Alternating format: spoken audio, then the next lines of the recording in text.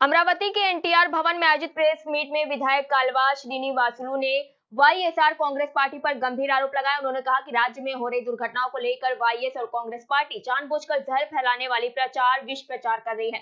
ये पूरा अभियान पैलेस के बड़े नेताओं के निर्देश पर चलाया जा रहा है, ऐसा उन्होंने आरोप लगाया। उन्होंने कहा कि जनता में डर और भ्रम पैदा कर सरकार पर भरोसा कम करने की कोशिश की जा रही है। सोशल मीडिया के माध्यम से झूठी खबरें फैलाकर लोगों को गुमराह किया जा रहा है, ऐसा उन्होंने कहा। उन्होंने ये भी बताया कि सरकार पहले से ही दुर्घटनाओं पर कार्रवाई कर रही है और पीड़ितों को सहायता प्रदान कर रही है। ఆటగా మార్చుకుంది। ఎవరైనా మన శత్రువుల ఇళ్లలో అనుకోని దుర్ఘటన జరిగితే అయ్యో పాపం అనే మనస్తత్వం మనది। ఈ రాష్ట్రంలో రాజకీయ కార్యకలాపాలు సాగిస్తున్న ఒక పార్టీ ఎంత మాత్రం బాధ్యత లేకోకుండా ప్రజలకు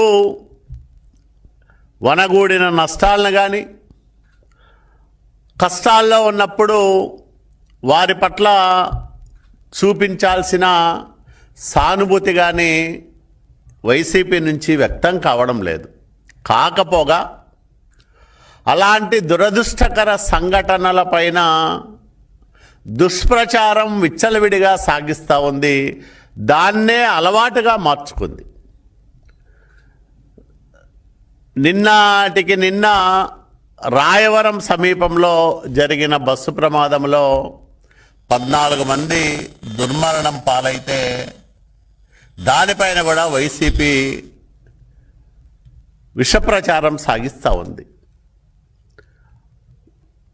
అంబులెన్సులు సక్రమంగా పనిచేయడం లేదని, సకాలంలో రావడం లేదని, క్షతగాత్రులకు సరైన వైద్యము అందడం లేదని విపరీతంగా ట్రోల్స్ చేస్తూ ఉన్నారు।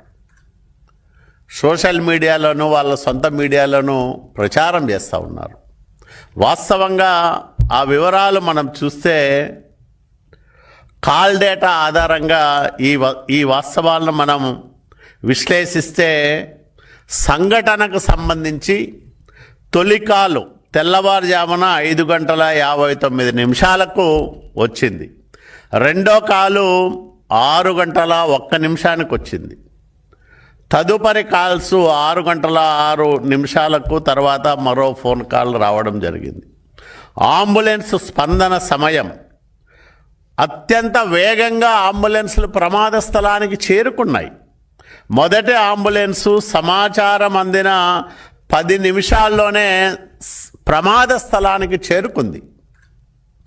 ఆ మొదటి అంబులెన్సు తర్వాత రెండో అంబులెన్సు 24 నిమిషాల్లో చేరుకుంది, మూడవ అంబులెన్సు 29 నిమిషాల్లో చేరుకుంది।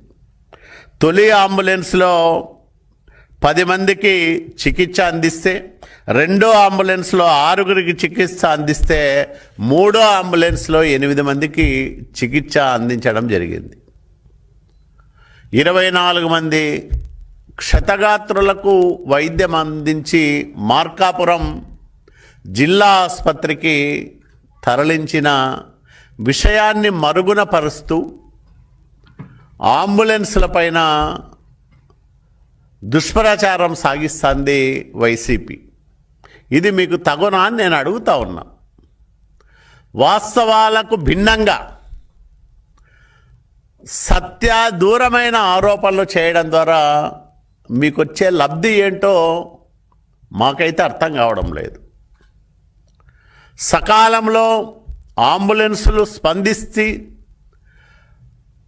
వారికి ప్రాథమిక చికిత్స అందించి సమీపంలో ఉండే